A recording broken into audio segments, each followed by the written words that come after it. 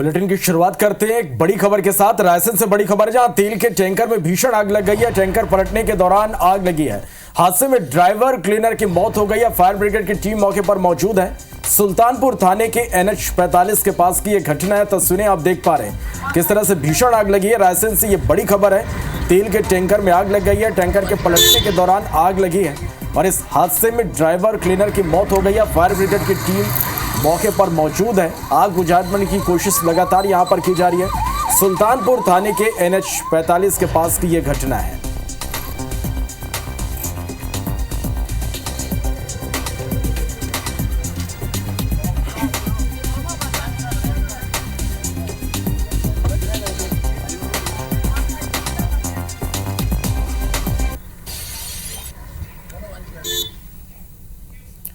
चलो, और बिलासपुर से बड़ी खबर, जहां छोटे भाई ने बड़े भाई की हत्या कर दी। टंगिया से वार कर मौत के घाट उतार दिया। आरोपी छोटे भाई को पुलिस ने गिरफ्तार कर लिया है। सकरी थाने के अटल आवास की यह घटना है। तो यह बड़ी खबर आप तक हम पहुंचा रहे हैं बिलासपुर से। छोटे भाई ने बड़े भाई की हत्या कर दी है। टंगिया से वार कर मौत के घाट बड़े भाई को छोटे भाई ने उतार दिया। आरोपी छोटे भाई को पुलिस ने गिरफ्तार कर लिया है। सकरी थाने के अटल आवास की यह घटना बताई जा रही है। तो सगे भाई ने अपने बड़े भाई को मौत के घाट उतार दिया। सकरी थाने के अटल आवास की यह घटना है, जहां टंगिया से हमला कर छोटे भाई ने बड़े भाई की हत्या कर दी है। ये सब की बड़ी खबर आप तक हम पहुंचा रहे हैं बिलासपुर से, जहां एक भाई ने अपने ही भाई की जान ले ली। छोटे भाई ने बड़े भाई की टंगिया मारकर हत्या कर दी। आरोपी को पुलिस ने गिरफ्तार कर लिया है। सकरी थाने के अटल आवास की यह घटना है। आरोपी को पुलिस ने गिरफ्तार कर लिया है।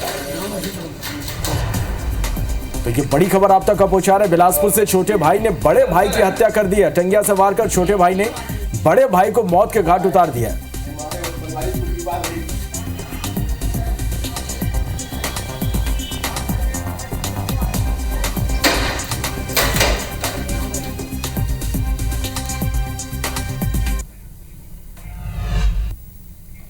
प्रधानमंत्री नरेंद्र मोदी ने रविवार को छत्तीसगढ़ की महिलाओं को बड़ी सौगात दी। उन्होंने महतारी वंदन योजना की शुरुआत करते हुए इस स्कीम की पहली किश्त जारी की। योजना के तहत विवाहित महिलाओं को 1,000 रुपए हर महीने दिए जाएंगे। प्रधानमंत्री नरेंद्र मोदी के जरिए 70 लाख से ज्यादा महिलाओं को 700 करोड़ रुपए DBT के माध्यम से बैंक खातों में भेजे जाएंगे। महतारी वंदन योजना को लॉन्च करते हुए PM ने कहा, हर महीने आपको बिना किसी परेशानी के आपके बैंक खातों में पैसा मिलेगा और मैं आपको यह गारंटी दे रहा हूं क्योंकि मुझे छत्तीसगढ़ की डबल इंजन सरकार पर भरोसा है।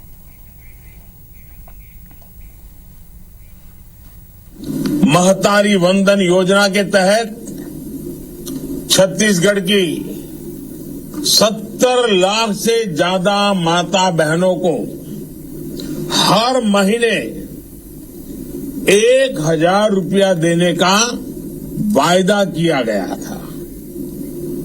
बीजेपी सरकार ने अपना वादा पूरा किया है। हमारे यशस्वी प्रधानमंत्री श्री नरेंद्र मोदी जी ने आप लोगों को गारंटी दी थी कि छत्तीसगढ़ में यदि हमारी सरकार बनती है तो हम महतारी वंदन योजना शुरू करेंगे।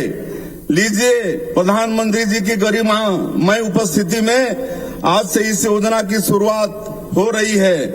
मैं माननीय प्रधानमंत्री जी को अवगत कराना चाहूंगा कि आज 17,12,600 महिलाओं के बैंक खातों में पहली किस्त के रूप में 1,000 रुपए का अंतरण आपके कमलों से हो रहा है। प्रधानमंत्री नरेंद्र मोदी ने ग्वालियर एयरपोर्ट का आज वर्चुअली लोकार्पण किया। ग्वालियर एयरपोर्ट सिर्फ 16 महीने में बनकर तैयार हुआ है। प्रधानमंत्री नरेंद्र मोदी ने इतने कम समय में खूबसूरत बिल्डिंग निर्माण के लिए तारीफ की। उन्होंने कहा कि सिर्फ 16 महीने के सबसे कम समय में तैयार हुए ग्वालियर एयर टर्मिनल का लोकार्पण भी एक ऐतिहासिक उपलब्धि है। कार्यक्रम में मुख्यमंत्री मोहन यादव और केंद्रीय उड्डयन मंत्री ज्योतिरादित्य सिंधिया भी शामिल रहे। आजमगढ़ के साथ साथ श्रावस्ती, मोरादाबाद, चित्रकूट, अलीगढ़, जबलपुर, ग्वालियर, लखनऊ, पुणे, कोल्हापुर, दिल्ली और आदमपुर, इतने सारे एयरपोर्ट्स पर नए टर्मिनल भवन का उद्घाटन हुआ है। स्वर्गीय राजमाता सिंधिया जी के नाम पर यह नया विमानतल का अपने आप में लोकार्पण, यह हमारी समृद्ध विरासत के साथ वर्तमान में हमारे यशस्वी प्रधानमंत्री के नेतृत्व में बदलते दौर का बदलता भारत और बदलते भारत में बदलते राज्य के अंदर के विकास के नए कीर्तिमान और कीर्तिमान में नया प्रतिमान का इतिहास गढ़ता यह विमानतल है। यह अपने आप में उदाहरण है। और ममता बनर्जी की तृणमूल कांग्रेस ने पश्चिम बंगाल की सभी 42 सीटों के लिए लोकसभा चुनाव के लिए उम्मीदवारों की सूची की घोषणा कर दी है। पूर्व क्रिकेटर यूसुफ पठान बरहामपुर लोकसभा सीट से टीएमसी के उम्मीदवार होंगे। वहीं बरहामपुर से कांग्रेस के दिग्गज नेता अधीर रंजन चौधरी चुनाव लड़ते रहे हैं। ऐसे में इस बार बरहामपुर से अधीर रंजन का मुकाबला यूसुफ पठान से होगा। टीएमसी ने बंगाल की कृष्णानगर लोकसभा सीट से महुआ मोइत्रा को फिर से उम्मीदवार बनाया है।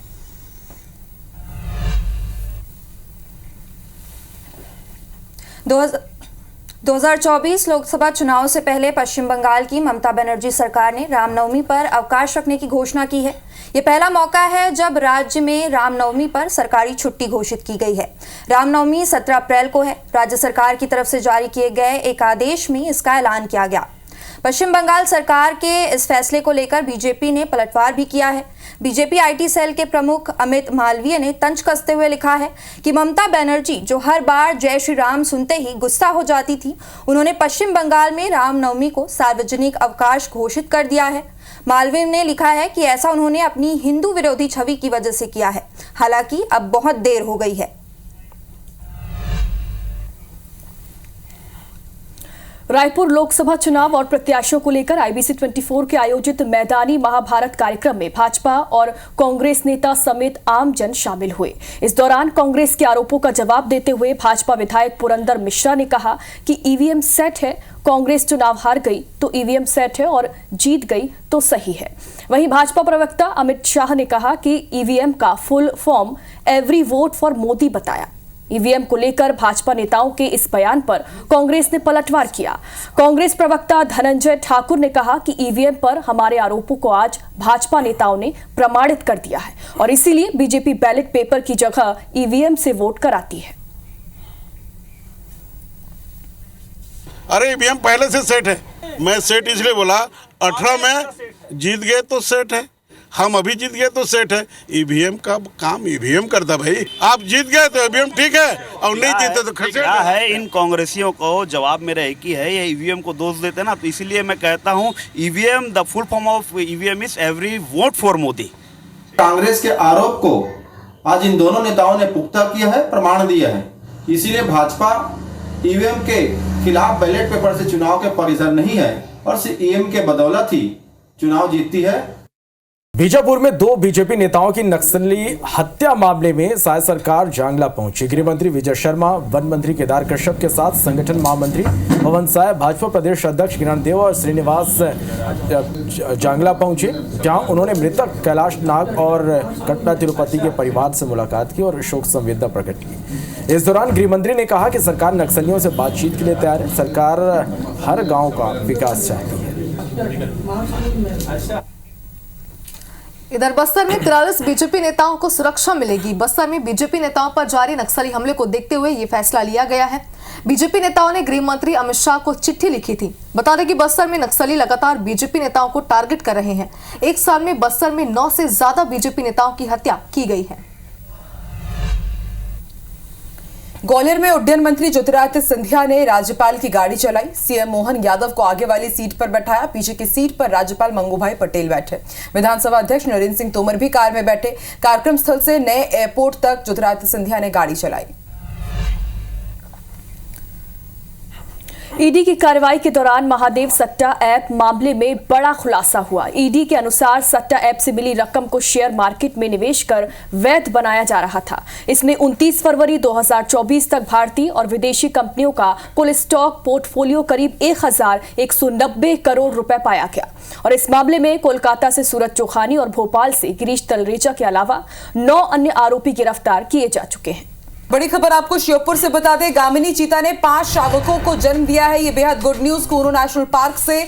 और कूनो नेशनल पार्क में चीतों की संख्या बढ़ गई है। शावक समेत चीतों की कुल संख्या 26 हो गई है। तो 17 सितंबर की तारीख थी जब एक साथ 6 चीतों को यहां पर एंट्री कराई गई थी और अब देखिए 26 कुल संख्या हो चुकी है यहां पर शावकों को मिलाकर के। गामिनी चीता ने गुड न्यूज दी है, 5 शावकों को उसने जन्म दिया है। बीते दिनों हमने देखा कि कुछ मादा और नर चीताओं की यहां पर मौत भी हुई, लेकिन अब यह अच्छी खबर है कि शावकों समेत चीतों की कुल संख्या 26 हो गई है और चीता स्टेट मध्य प्रदेश बना हुआ है।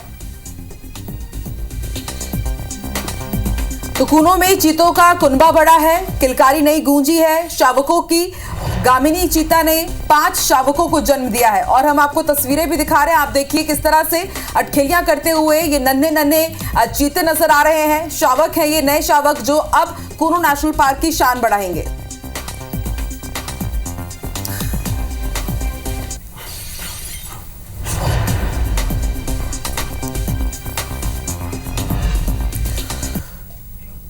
तो इसी के साथ फिलहाल इस बुलेटिन में इतना ही। लगातार खबरों का अपडेट खिलाफ बने रहिए और देखते रहिए IBC 24। हमें दीजिए इजाजत।